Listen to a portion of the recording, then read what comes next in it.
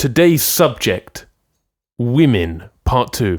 Yes, welcome back to the Whiteboard Game, where we talk about wonderful pieces of music. We try and guess things about them. We give each other extracts. We try and guess. Today's theme is music by some very talented ladies. We've already gone through 10 extracts, 5 each. We've got another 5 each for each other now. As I said in the end of part 1, pardon me, this is part 2. It has not gotten any cooler. At the time of recording, it is sweltering. The things we do for you people. It's so warm. That being said, let's get cracking. Let's go. So, we are on Chris number 6. This was another electronic one. Which, as I said in the first part, makes it a bit harder to figure out because the voice is the most distinctive part of any musician, probably.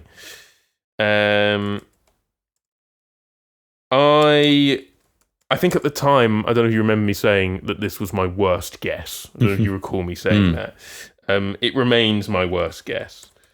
So, you may laugh at it, you may not. I said this was by one of your favourite electronic artists, Black Moth Superwoman. We all love her. I said it was called By the Shore because there were shore sounds. I said 1996, and I said electronica or lounge. It's a hodgepodge. It's a real hodgepodge. I'm going to give you a lenient point for the genre. That is probably quite lenient. Why didn't I put ambient? Probably should have just put ambient, but anyway. Yeah, this is a musician I might have talked about before. I can't remember. She's an incredibly prolific female electronic composer. This album of hers isn't as prolific as I don't know. I think she's worked with other people, and her work with that's been a bit more prolific. This is Suzanne Ciani. You know what? There are a couple of these where I was really straining to remember names, and this was one of them, which is why I ended up putting the ridiculous answer of Black Moth Superwoman. And now that you've said that out loud, I'm slightly frustrated I didn't remember it, but there will be no crash out yet, people. Please continue. It's from an album of hers called 7 Waves, I think, and this is the last one called The Seventh Wave. I see. Sailing Away. The genres I put progressive electronic and new age were the 2 rate your music ones it gave you, and I assigned it my genre term I've coined called symphonic synth. I'm very happy with that. If people want to use it, please do. Make some symphonic synth albums so that it becomes a bit more credible. I think it's a great term. Came out in 1982. I think it's good. It came out in 1982, and I'd use it to describe stuff like this, where it's almost the music is almost classical in a way, where the way it's written is a lot more compositional based rather than I suppose popular. If that makes sense. Mort Garson's Plantasia is another one that I sort of associate with that. What can I say about Suzanne Ciani? Again, I think, use another big cultivator of electronic music. Being a woman, incredibly inspiring and incredibly prolific. Prolific, yeah. Mixing up my Fs and my Ths. You get more London by the day. I am. Blending in. With my vocabulary. 1, 2, 3. I'm struggling for stuff to say. I used this album as a basis and inspiration for my university dissertation, where I looked at the ways in which the sea and the ocean could be portrayed in music through different vices, like metaphors, and the use of synths as well. Used some albums to inspire that, this being one of them, as my uni friend showed me. It's chill. It's nice, and I feel like nowadays you could probably associate it maybe with Fruitager Aero. Ooh, it's got those vibes. He said the Fred buzzword. He said it. It's sort of got those vibes. I won't lie. I think you quite like the album, if I'm being genuinely honest. It's chill. I'm surprised it hasn't popped up in your like YouTube core recommended sort of stuff. It has not. No. The YouTube scene is waiting for one big upload of this album, I think. Yeah. Yeah, don't have a lot to say. She's just a very important person when it comes to the cultivation of electronic music. Suzanne Ciani. And I think her story, I think she moved to New York without much substance behind her career. I don't think she was particularly well off, and she made a big name for herself. Brilliant. Being an incredibly inspiring and creative person. Very inspiring. So yeah, there you go. I think 1 point. Generous 1 point. It is a generous 1 point, but thank you nonetheless. Your number 6. My number 6. This is when I mentioned earlier that there was a extract I was planning on using and then changed. It was of this artist who you mentioned earlier. You mentioned the name Vectroid. I did mention the name Vectroid. I've guessed that this is Vectroid, but under a different moniker of hers, Macintosh Plus, which people might recognise. I do know this is the 4th song off of Floral Shop. I don't know the actual title of it, so I guessed the band that I think she sampled for this, and I think the band's called Pages. Vaporwave. Pretty early quintessential Vaporwave. Absolutely. Sort of stuff. 2011, I think, is when it came out. It is unfortunate that the titling of these tracks is not in English. Because really this should be the first 4-pointer of the game. But it is going to be, by cruel technicality, a 3-pointer. Okay. But it's still 3 points. It is Macintosh Plus. Released in 2011. I've got Vaporwave. I've also got Chopped and Screwed. I think that's a phrase that gets used sometimes, Chopped and Screwed.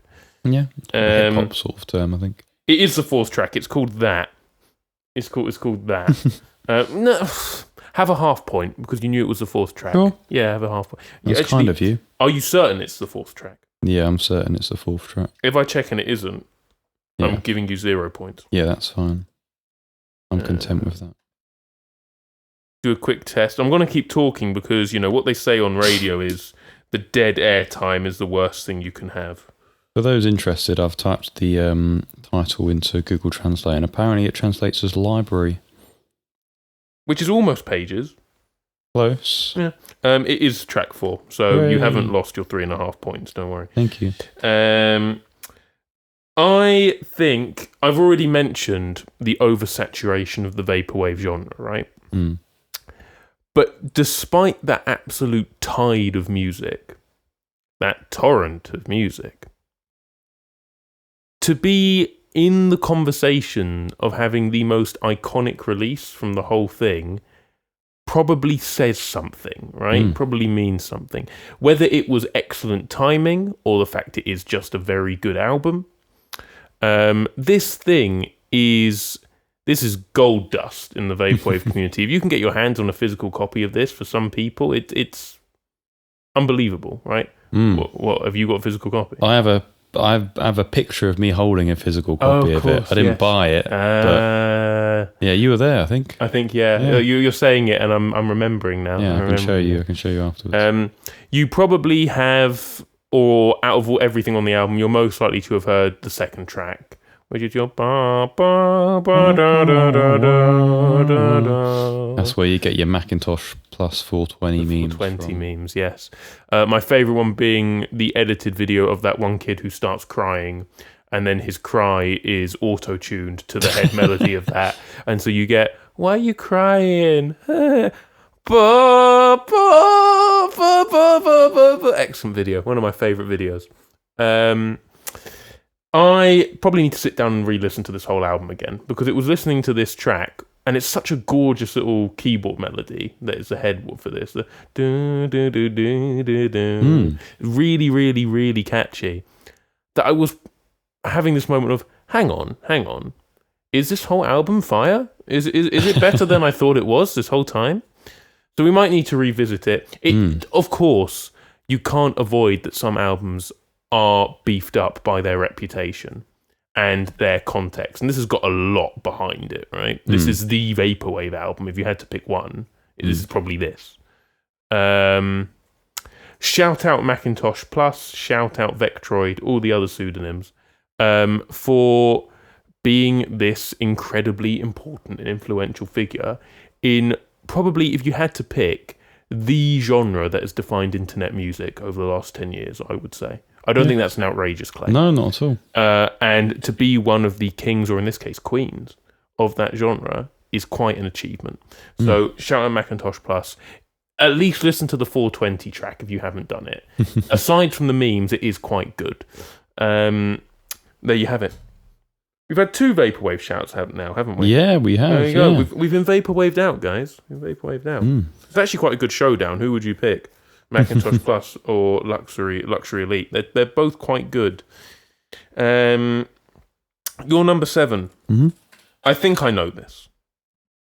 And I'm gonna, off the bat, like I do with every whiteboard game, get my one controversial opinion out as I'm typing my answer. Yeah. If I'm correct in thinking who I think this is, I don't really vibe. Crazy. I don't actually vibe that much. Unless I am completely wrong and it's someone else. I thought this was Blondie. And I thought it was Hanging on the Telephone. I said 1984. I said new wave, pop rock, pop punk, power pop. Somewhere in between those. Yeah. 3 points. Thank you very much. Thank you. Fred doesn't like Blondie. I don't really. I never have really, to be honest with you. It's never quite clicked with me. It is Blondie. Hanging on the Telephone. It's a cover, actually. Interestingly, they own it very well as a band. Sure. So you'd have thought it's their own. Post-punk / new wave. 1978. You're just out with the year, unfortunately. That's all right. That happens. Deflated now.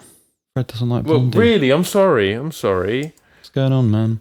I was about to say, Blondie's the coolest female artist. You can't dislike her. She's so cool. I mean, if you're gonna put the female artist in a cool off, I'm picking Kate Bush every time, personally. But I feel like they're each side of the pond's reflection. Okay. I think Kate Bush is quirkier. Yes, absolutely. But Blondie and Debbie Harry especially reaches a very great midpoint of being quirky and conventionally cool as well. Fair. I think an aspect of being quirky makes you conventionally cool as well. Sure. Just owning your own quirks.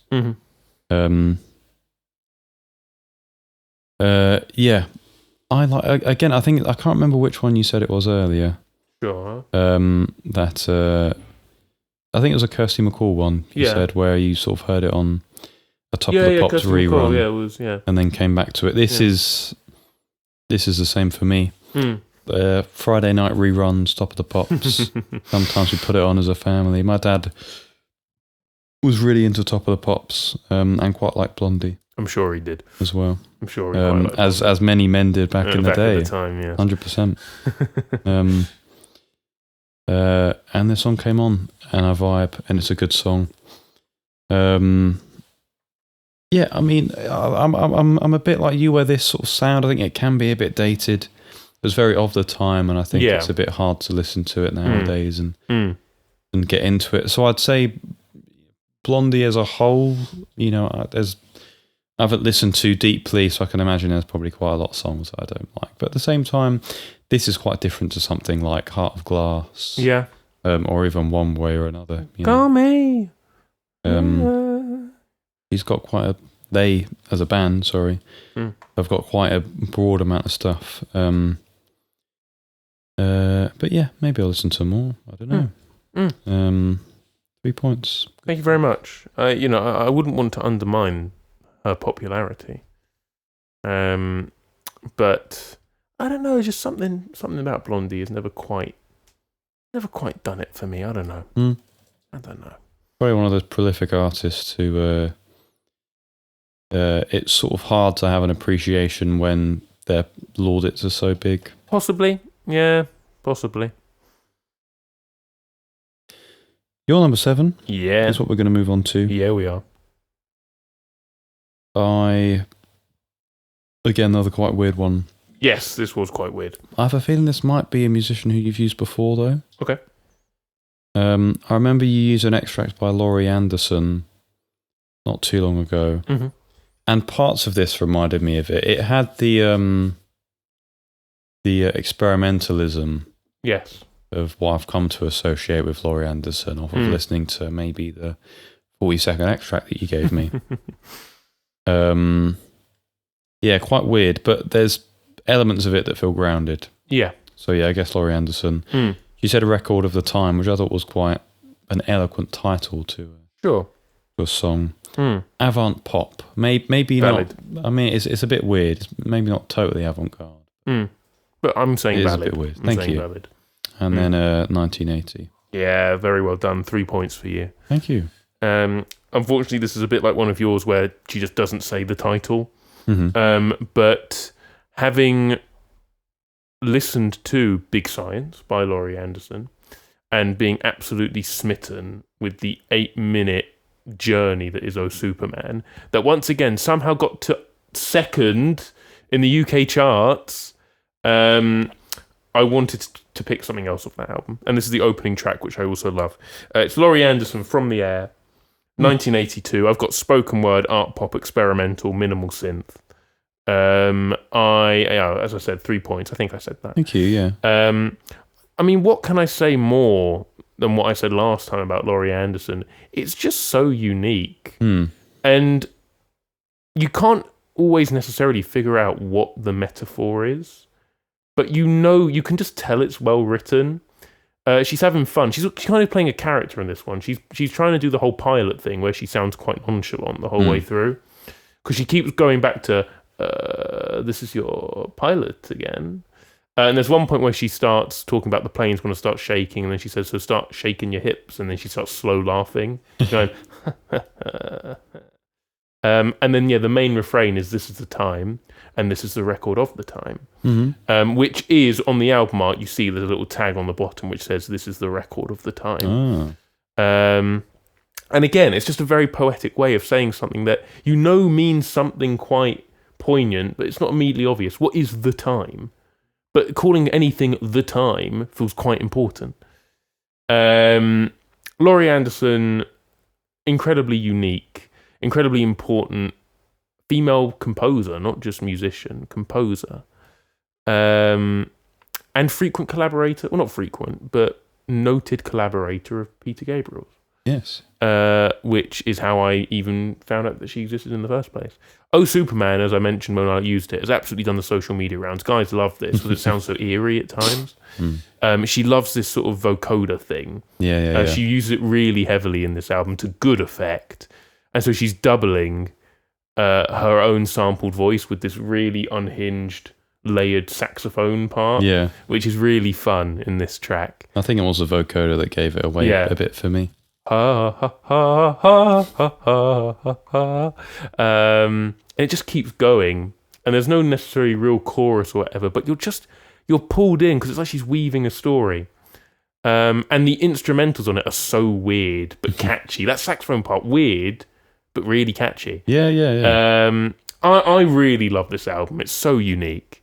And if you're looking for just something completely different, something to kind of wake you up and go, oh, music can be this as well, try Big Science by Laurie Anderson. It's a lot of fun. 3 big points for you, Chris. Thank you. You're welcome. We get to... Oh, this was the one that wound me up the most, man. Your number 8. This one really wound me up because I think I know exactly what's going on, and I just couldn't remember the lady's name, unfortunately. The reason why I think I know what's going on is because I feel I recognise that bass. I think it's quite an iconic bass. And I felt that it was the bass used throughout a certain soundtrack for a certain David Lynch show called Twin Peaks, which I am still desperate to watch, but I'm a lazy bum, so I don't get round to this kind of thing. And I just said it's a Twin Peaks lady, because I'm fairly sure it is, but I can't remember what her name is. I said it was called Stay Forever, 1990. It's definitely got a bit of gothicness to it. So I said gothic rock, but it's also inspired, at least. It inspired a soundtrack, at least. So that's what I put. Yeah. I'm going to... I can't confirm if it's on the soundtrack, but I will give you a point for that.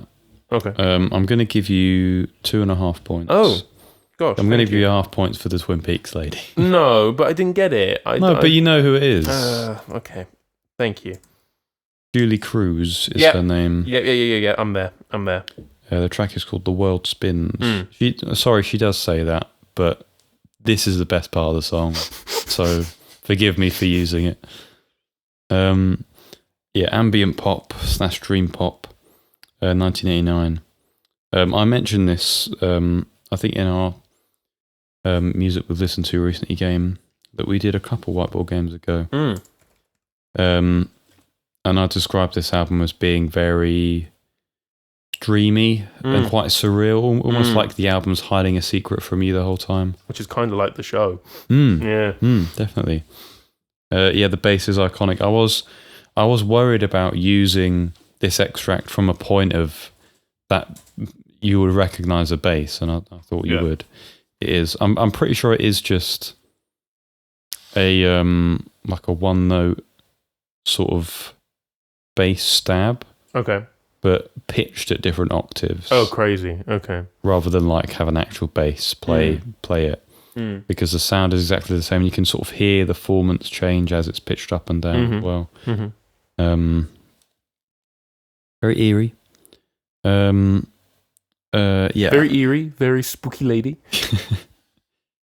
I mean, it's actually one thing I was sort of saying about what I wanted to do in this game was I like women who have composed these things and having their prolific work used in that way. And I'm just now realising that this extract kind of is the opposite of that, because the music was entirely written by Angelo Badalamenti and David Lynch. Yes. She just contributed the vocal performance to it, and the album's attributed to her, which is nice. Yes. So I realise I'm sort of going against my own hypothesis there. Bit silly. Not at all. But I do think the part of this song that I use, I think, highlights her talents on the album quite well. Yes. In the very expressive... That's the word. But also, sort of, in a way, quite reserved sort of singing. I think she strikes a good balance of having quite a... almost sort of like a twee sort of voice. But knowing the moments when to have emotion in it. And this point of the song where she's singing "Love, don't go away, come back this way, come back and stay forever." Very sort of poignant, emotively. Absolutely. In the instrumental does that as well. And within her voice, you can... I just knocked the microphone there. Whoops. You can hear a large amount of fragility. Very sort of, almost sort of like giving up hope, like last straw sort of stuff. And that's reflected even heavily more when afterwards you get the "please stay." When she whispers it. Very pertinent.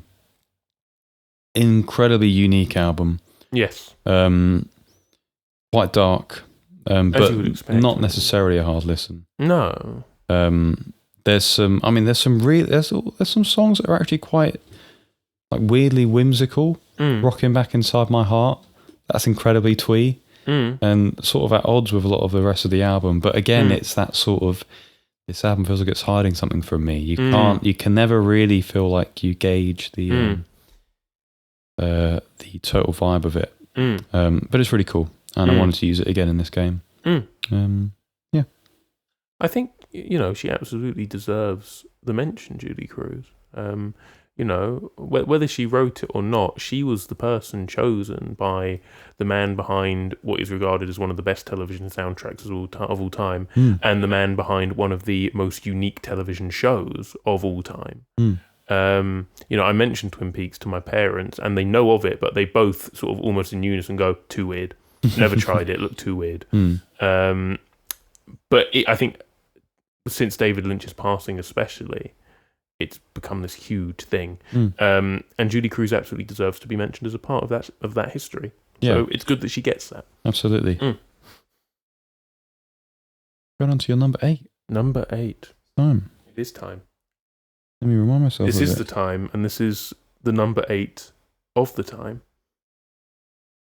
Another one where I just really wasn't sure. So I've used an artist who I know you like quite a bit. Sure. In some ways would expect to show up in this game. I don't know her voice very well, so I'm not convinced it is. It's more of a guess. Regina Spektor. Oh man, I love Regina Spektor. I think she said Then Again. She absolutely did. The title. Yeah. Art pop. It felt arty. Yeah. Yeah. There's those songs that you're just sat there like, it's pop, but there's something arty about it. Yeah. And you can't put your finger on it, but it just is. 2018 is the year I put as well. 2 points. These final 3, at the time of recording, is quite late in the day, so I'm going to try and clip what I would say. But these final 3 are the ones that I have been looking forward to getting to. Sort of the fact that we chose a game themed around female artists sort of became quite an alley-oop for these 3 that I've been holding back on for quite a while. I thought, I'm just going to plop all of them in there. This is going to be great. So the first one of that trio, we are talking about Weyes Blood. Oh, cool. And this is called Every Day, off of Titanic Rising. Incredibly, at least on the internet, iconic album cover of her floating in the bedroom, sort of that's submerged in water. 2019, I said Baroque pop and chamber pop. See, Baroque pop frustrates me because it is just pop that you've put a harpsichord in. That's how you define Baroque pop. And when you first encounter that genre, you think it can't be that simple. And then you find out what other Baroque pop is, and you go, oh no, it's just because there's a harpsichord in there. Yeah. But as far as I'm aware, art pop is expanded pop, and this is expanded pop, so you can have that as well. So that's 2 points. Thank you very much. I'm in the middle here because I don't quite get the Titanic Rising hype. That's my take. I don't quite get it, but she's so cool, man. She's so cool. This is such a great song. Favorite song I've listened to this and her the other album she's done, I can't remember what it's called. It's like her glowing on the front. I can't remember what it's called. And they're both good albums. I don't want to say the wrong thing here. In fact, they're both very good albums. I guess what I'm saying is I don't think Titanic Rising is this astronomical thing. But maybe I'll get used to it. Maybe I'll listen to it more. Every Day is categorically my favourite song of hers. It is what the kids describe as a bop. And it's just so clever. It's so I love the way she writes this. Last night I was at a party. Someone, I think, is it Sincerely, looked at me and said, "Is this the end of all monogamy?" And I said, "Not today." But then again, it might just then again, you might be right. And then I love that, this is in the extract, I love the way she says it. You were talking about expressive singing. She goes, "Then again, you might be right." And the way she just goes all quiet and twee at the end and go, "But then again, sleep the night?" Like maybe. Yeah. And then this chorus, which is so passionate with this proper choir backing her, ba ba ba ba, really catchy. That's the chamber pop bit. And when she just belts out, "I need love every day." It's such a well-written song. Very fun music video. It's like a classic sort of slasher film. And so they're all in this hut in the woods, and one by one they get picked off by this faceless axe murderer, and it's all very over the top, and they're all doing these cartoonish screams that you hear in the extract and stuff. And there are very cheap blood splatters on the camera and things. But she's so expressive in her acting and everything. And I don't know. You ever watch a music video and you kind of go, the way someone's like acting and holding themselves, just like, I'd be their friend. They seem really cool. I'd be their friend. And what I like about Ms. Weyes actually is, in my opinion, she has a deeper female voice than we're used to in the mainstream. And I think we should hear more of that because she's got a lovely warmth to her vocals. It's so well-rounded. And I think she does all of the stuff herself, like all the production. Maybe I'm making that up. I'm probably making that up, Chris. It's getting late. Which is also another lyric from the song, so I've saved myself. Wake up, baby, it's getting late. I think I wanted to say that because I just think she's cool.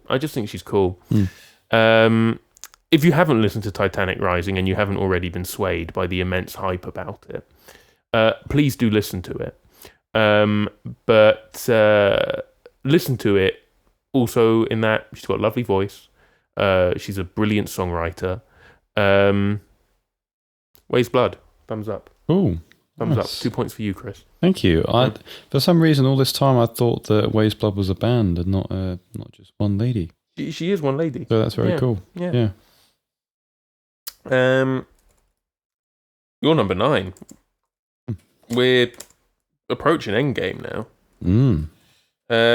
I have gone for such a this is the biggest hodgepodge of the lot because I have tried to hit on multiple different things at once, which I do sometimes to try and get if I can get the year and the genre with this mix, I'll be happy. I couldn't put a finger on it. It sounded production-wise like it could have been from the 70s or something, but I was listening to the way the parts were put together and written, and I'm thinking this could so be, in my opinion, and you may go, oh, I see why you think that, and if you do say that, at least I'll be fulfilled. This could be a Yola Tengo song. It could be. So I said them. I said it was called Wondering. I said it was from 1974 to try and hit on the different things I heard, and I said indie pop. Nice. Okay, 2 points. Thank you very much. It is a Yola Tengo song. Fantastic. It is. I don't think I can catch you out of them anymore. I think you've nailed them. No, but the thing is, my logic is not one of I know what they sound like. It's as I'm listening to it, I'm thinking, I feel I could get caught out on this one. Yeah, better put Yola Tengo. The track is Winter a Go Go. He doesn't say it. Sorry. Indie pop. Yes, it's pop. It's indie. True. What more do you want me to put for the genre? True. 2003. It's off of their album Summer Sun, which I think the last time I mentioned was in saying that it probably might be my favourite of theirs. It's definitely the one that's grown on me the quickest. I do really like And Then Nothing Turned Itself Inside Out. You have mentioned that. Great title. Great title. Yeah, I mean, I think you can probably, it's fascinating listening to a song like this and comparing it to their early stuff, where they were quite a noisy band to start with, and you listen to this and it's incredibly soft. Yeah. It's quite fascinating to. I don't really feel like you have a lot of bands that have that sort of progression as well. A lot of bands probably get heavier as they go along, arguably, but it's nice. Yeah, just a band I'm listening to, and they've got a woman in the band who writes some of the music, and I think has a nice voice and writes nice songs. There you go. That's about it. Another chance to get Yola Tengo in there. Still not done my listening to them justice. I need to listen to more of their stuff, but I've done almost all of their big ones. What I say, big for bands that are generally considered underground. Yes. Well, maybe one of the kings of the underground. I suppose. Yeah. Well, they've done late night shows. I'm sort of sat here can they really be described as underground anymore if they're doing, if they're on the Conan O'Brien show or whatever. To be on television at all. Yeah. Frauds. No, that's too far. Yeah, it's quite a nice, simple song. I think it's got bass, organ, nice drum part. There's some sort of bells, maybe some vibraphones that come in a bit later as well. My favourite part is probably the bit in the verses where it just switches from 4/4 to 6/8. Why not? Time-wise. Why not? Just makes it swung. Yes. And I think I've heard a lot of songs that do that, but the transition is incredibly jarring. Yes. And they don't make it smooth. Yes. This is like you wouldn't even tell that things have changed. It's so smooth. Very cool. Very hard to do. It did remind me of one of the Blonde Redhead songs I've given you. Okay. Which I think is Love Despite Great Faults, where they have a similar between 4-time and 8-time switch, where you are just in the chorus, you're suddenly swung and you go, whoa! It's a lovely thing when done properly. Yeah, it is. It's pretty cool. Not going to say too much more. 2 points, I think I gave you. Thank you very much. Thank you very much. One day we will have a Hiroshi Yoshimura compilation on my end, and maybe amongst other candidates for you, maybe a Yola Tengo compilation. Yeah. They Might Be Giants are high up that list for you as well. Yeah, definitely. This is your number 9. Number 9. I think I've got... Okay, no, I'm not going to say I think I've got the artist, because it might not be. But No. Be confident. I have maybe listened to 1 or 2 songs by this person, because I think I'd guessed them for like 1 or 2 Whiteboard Game tracks and gone, I don't actually know what they sound like. Let me listen to a song. And their vocal style was a lot more unique than I was expecting. Yes. And very weird. I've guessed Joanna Newsom. Okay. Like the 1 or 2 songs of hers that I listened to reminded me of it a bit. She said All My Bones. That's the title. Folk 2010. It's 2 points. Thank you. One of them being that it is Joanna Newsom. Yeah. It is. She has got a much more unique vocal style than you think. This is Only Skin, released in 2006, so just out on the year, I'm afraid. I've said prog folk and chamber folk. The reason why I've said prog folk is this is about a 17-minute track. When I listen, this is off the album Ease. Which must be how you pronounce it, right? Ease.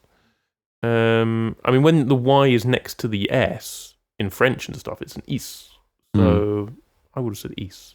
Or you got Iselm, which is a place. Iselm. Eep.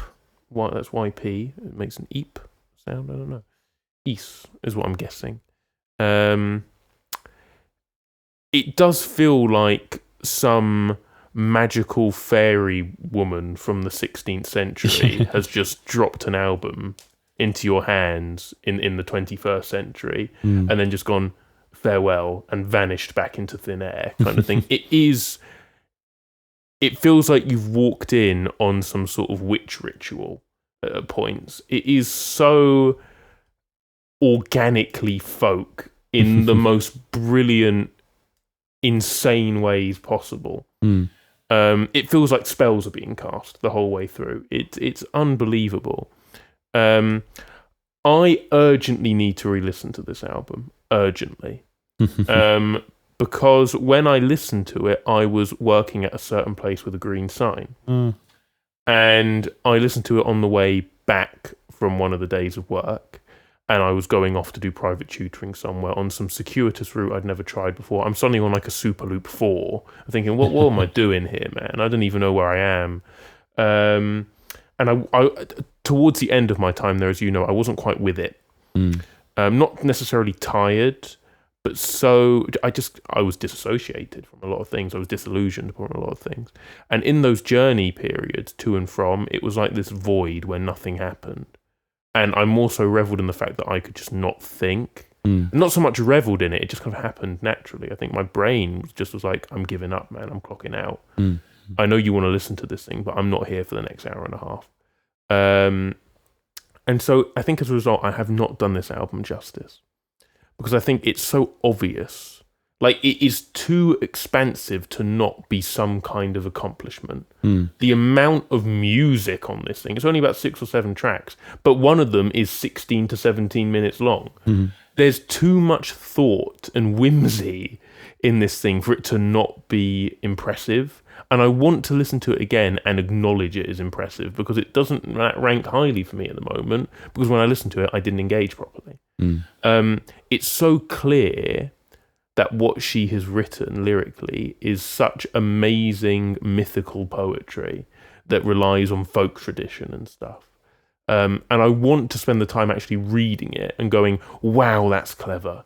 Instead of just going, I don't know what she just said, but I'm not engaged, so I don't care.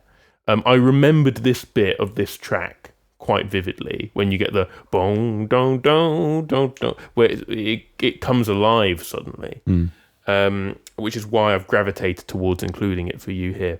But I wanted to include it because obviously she's an incredible musician. As I've said, you've written a 60-minute folk song with incredible folkloric references throughout and everything, and it's poetry, and you're ripping on the harp the whole time. She is amazing, and I want to acknowledge her as that, and so I'm going to listen to it again. Remind the people, who is she married to? Andy Samberg. Andy Samberg, yeah, mental, insane. One of the more unpredictable power couples, I would say. Yeah. You wouldn't have thought that she'd be married to one of the guys out of the Lonely Island, you know? No. You've got your 60-minute folk track as one half, the other guy talking about I just had sex and all of this stuff. And it felt so good. The dichotomy of music.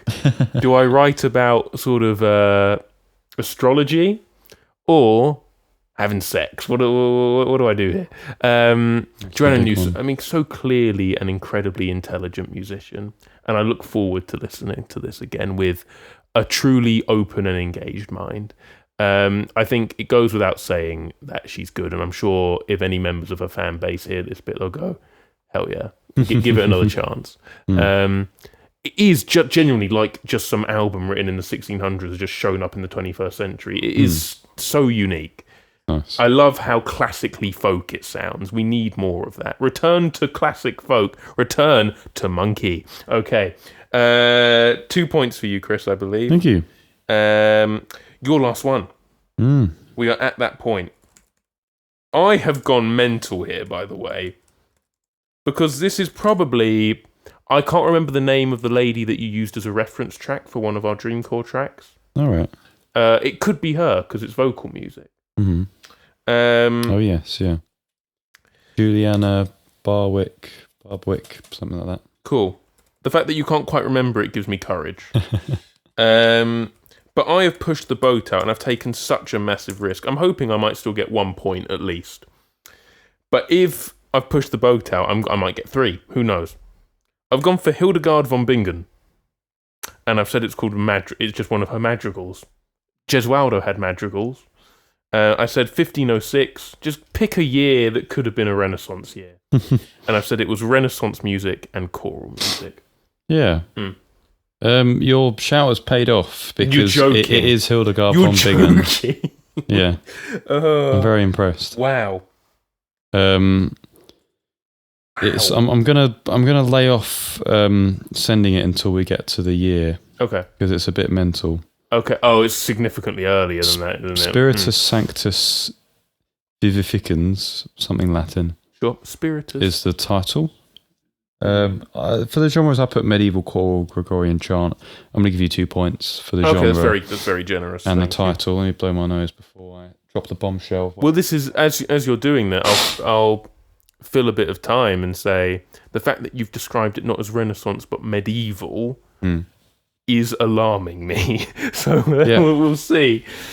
No, this is like when I saw when it was composed, I was a bit like, okay, I knew she was early, but this is like mental. She composed it in between the years 1140 and 1160. What? Are you joking? How? You know the have you seen the is it the Nepenthes meme when he's doing the racing game? And he goes, top 3 easy, top 3 easy. 16th! This is that for me. That's unbelievable. Yeah. I wanted to use a classical extract for this because there are a lot of great female classical composers, and upon researching some, Hildegard von Bingen was one that came up a lot, and I recognised it. And I've never really listened to any Hildegard von Bingen, so I thought I'll look into it, and then very quickly realised, she composed that long ago? Yes. My word. That is insane. Yeah. And I thought it would be an incredibly sort of poetic but very fulfilling one to end on. Yeah. For my stuff, from a point of, this is like the original female composer. She's she's got to be one of the first, at least recorded and credited female musicians. Absolutely. I mean, you can just say composer. It doesn't even matter. Like, that's so long ago. Yeah. The fact that I didn't realize it was that long ago. I'm more bewildered by the fact that we still have such an expansive record of her music after such long time. The fact that so much has been preserved is ridiculous. It's to the point where you sort of think, surely at that point it must be like, some of this stuff might be from different, like Hildegard von Bingen might be an idea as opposed to one person, but it seems pretty big consensus that this was her stuff. So, I mean, music-wise, when I say sort of medieval choral and Gregorian chant, you can get a fairly good idea of what this track is trying to do. Bless you. Thank you. It's you've got your drone going on. You've got your plain chant. Yes. With that minor seventh in.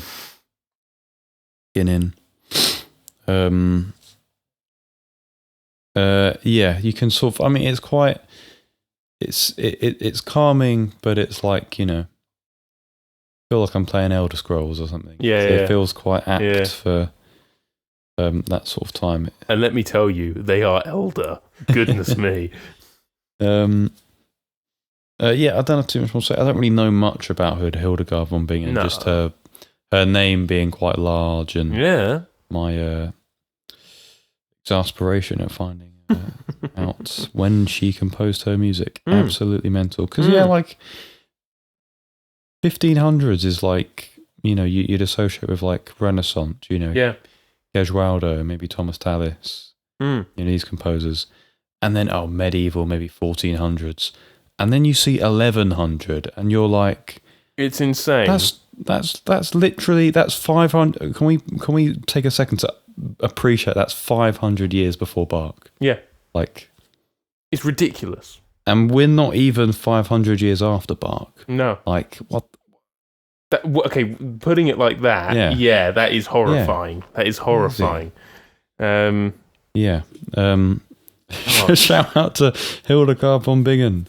That is unbelievable. Your music is maybe the person whose music has stayed around the longest. I mean, I think a lot of musicians would be incredibly pleased if their music stayed around for some amount of time. For it to have stayed around for almost 900 years.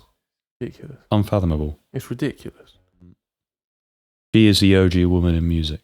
I mean, you would hope that this kind of comment I'm about to make wouldn't still need to be made in the 21st century. But there probably are some people that still do need a slap around the head to think about it. It's like the history of all the things you love: art, music, film, literature, agriculture. You like looking at flowers,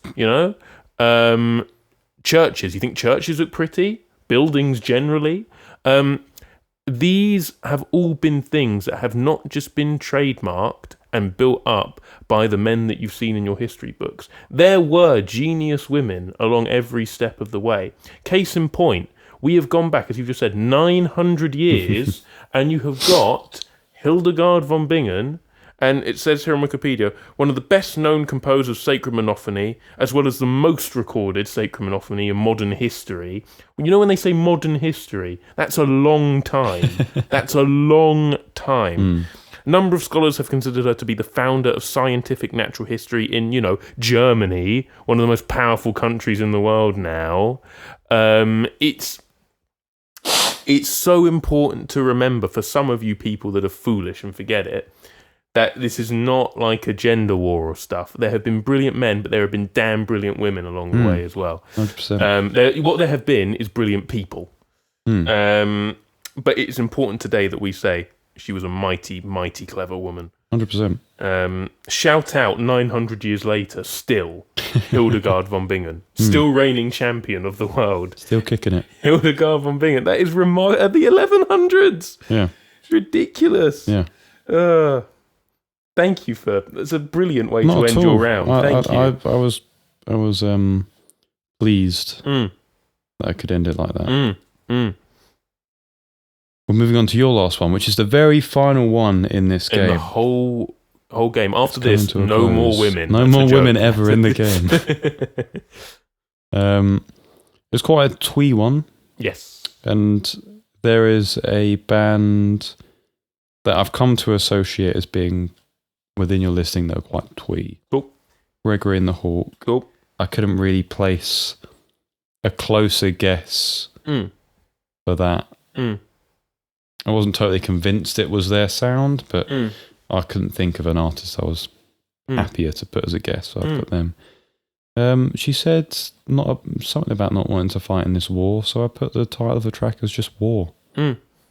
Indie pop. Could put twee pop in there as well, perhaps. Didn't feel twee enough. 2013, I guess. I'm going to give you 1 point. Thank you. I think it is appropriate that we come from the 1100s as your last one to when I was doing mine. I was thinking I'd really like something from this decade. So we've leapt from the complete polars of our understanding of history, musical history, I suppose. I've been very excited to talk about these guys for a while, but I'm going to try and keep it as brief as I can. This is a band called Big Thief. And this is called Simulation Swarm. 2022. This is indie folk or alt country. Nice. This is off their 2022 very, very, very well regarded album. God, it's such a long title. Dragon New Wall Mountain, I Believe in You, I think. Yeah, is that the one with the sort of drawing? Yeah, like the sketched animals around a campfire. Yeah. I thought it would not only be lovely to end on a track from this decade, but a track loved by someone who I think is one of the coolest women I know, my sister. She loves these guys. She's only just seen them live, actually, a couple of weeks ago, probably, if not last week. Was it that recent? Maybe. Yes, my sister is incredibly fond of Big Thief. And when we're talking about Big Thief and we're talking about female artists, we are talking about the front woman, Adrienne Lenker. Yeah, I didn't actually know she was in Big Thief. Yeah. That's crazy. This is her bread and butter, Big Thief. I saw a review of them as a band generally that described them just fundamentally throughout all of their releases as being a band, I think the phrase was, tied together by great songwriting. Or great songs or whatever it is. And whilst it sounds like quite a cheap bit of, analysis, when you actually listen to the stuff, it is true. It's like it doesn't actually matter what they're trying to do. Every single song is put together so brilliantly. And I suppose that is maybe mostly Adrienne Lenker's work. She's got a lovely voice, lovely lilting. It was made for country when you listen to it. But she's lending it to sort of alt rock and indie pop and indie folk and chamber folk, and I mean they have quite broad Big Thief across however like 6, 7, 8 albums. I'm not sure. They hop about, but I guess at its core it's always folk, and it's her doing some lovely fingerstyle work. Simulation Swarm, I want to say, was the lead single for this album, which is why I chose it. So it's probably the most popular track off of it, the most well known. these guys will probably show up again, but I think once you've heard Adrienne Lenker's voice once or twice, you're never going to mistake it again. Mm-hmm. So even if I do use it, I will accept that you will probably get it correct, and that's fine by me, because this isn't my favourite of theirs. Mm-hmm. I just wanted to choose their big album of this decade. They have released another one since. I can't remember what it's called. I haven't listened to it. Double Infinity. Yes, Double Infinity, which my sister bought my father as a double vinyl for his last birthday, which they did listen to together, which is nice. That's nice. Very, very, well, just wonderful. Band of our time, of this century, spearheaded by one of the greatest living, I would say, female songwriters currently. Has established a real reputation for herself of being incredibly pensive and dealing with quite personal feelings with real eloquence and making them really, really twang in the hearts of listeners as well. I think it's very easy, as we've seen with a lot of live gigs we've gone to write a song which comes from yourself, but then to sit there as an audience member and go, well, this is just for you. I'm not actually getting anything from this. It's just for you. But she's very good at bringing it to you. It's a really good writer. She handles metaphor really well. I like her. She can write good. That is just, it's the truest bit of criticism about the band. She just writes really well. Big Thief. There you go. Ooh. What did I say? That was 1 point. Yeah, thank you. So, with that, I think that was a full 20, ladies. We didn't cross over at all. No, we didn't have any duplicates, I think. No. So, 20 great ladies and their bands in some cases later. Chris and I are going to tally up our points from today's game. Whilst we do that, enjoy me humming elevator music. Oh,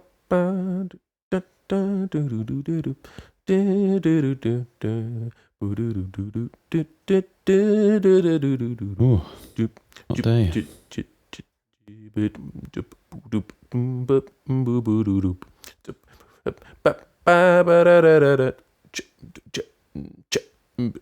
I would say something, but I'm genuinely enjoying this. I'll keep going then. It's actually quite difficult to multitask. Okay. No, but I'm going to keep doing it. I can take over. Oh, go on then. But it's not really elevator music, it's quite groovy. Elevator music can be groovy. Yeah, but you don't want to get caught in an elevator nodding your head, you just want to stand there just like... Is that an American thing as well? Because I realise that any elevator I've been in this country has not had music in it. You are right. Yes. Do you know why that is? It's because they haven't got the attention span that we do over there. And if you are American and you're listening to this, you're not. You've switched off of it by now because it's longer than 10 seconds. Ooh. Anyway, listen, what are you going to do? What are you going to do? What are you going to do? Get grouped in the World Cup? Oh, no. Anyway. I have a score. Me too. Let's count down, kids. 3, 2, 1... Oh, that is a close one. Wow. I had a feeling it was going to be really close. Mm-hmm. I thought we might have even had an equal one at the end. Fun. I scored 21.5. I got 20.5. 1 point in it, folks. 1 point in it. Well played, Chris. Yeah, good game. That was fun. Well played, Chris. Nice. Thank you for joining me today, as always. Not at all. Had a lovely time. I hope you have had a lovely time, listener, across these 2 parts of this episode, which is Series 3, Episode 4. So 5. Episode 5, goodness. Gosh. Where'd all the time go? It's starting to fly. Am I right? Am I right? See how the hands go waving goodbye? That's what we're doing right now. We're saying goodbye again. I hope you found some amazing music here. I hope you've discovered maybe some new, exciting female musicians to get your teeth into. We would love to hear some great recommendations of female artists we haven't mentioned today. We will be back again next month with another edition of the Whiteboard Game. Who knows what theme it will be? We do. It's just late and we haven't thought about it, so we'll figure it out eventually. But until then, is there anything left for you to say? I don't think so. No, come to our gig at the Theatre Ship on the 31st of July. You won't be disappointed. If you are, there is nothing in the ticket guarantee that says we guarantee against disappointment. So even if you are, it's genuinely just my word against yours. So that we can't refund your disappointment. But you should still come along. And now that I've said that, there is only one thing left to say. And that is... Whiteboard Game. Forever.